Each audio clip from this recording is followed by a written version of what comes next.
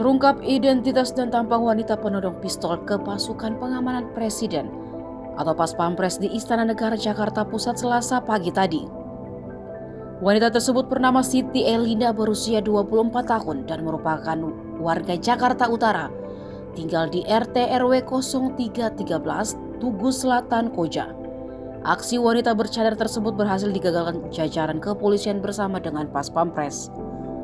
Hal itu bermula saat anggota saat pengaturan lalu lintas melakukan tugas rutin menjaga dan mengatur lalu lintas di sekitar Istana Merdeka. Kala itu Siti Elinda berjalan kaki dari arah Harmoni menuju Jalan Medan Merdeka Utara, tepatnya di pintu masuk istana. Tak lama kemudian Siti Elinda tampak mendekati anggota Pas Pampres yang tengah berjaga lalu menodongkan senjata api atau pistol.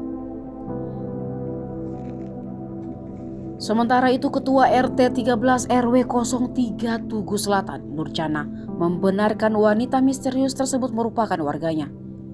Nurjana kaget bukan main ketika mengetahui Siti Elinda jadi pelaku yang melakukan penodongan kepada Pas Pampres. Bahkan setelah kejadian tadi pagi, Nurjana mengaku banyak warga yang mendatangi rumahnya untuk menanyakan kebenaran pelaku. Terima kasih sudah nonton. Jangan lupa like, subscribe, dan share ya.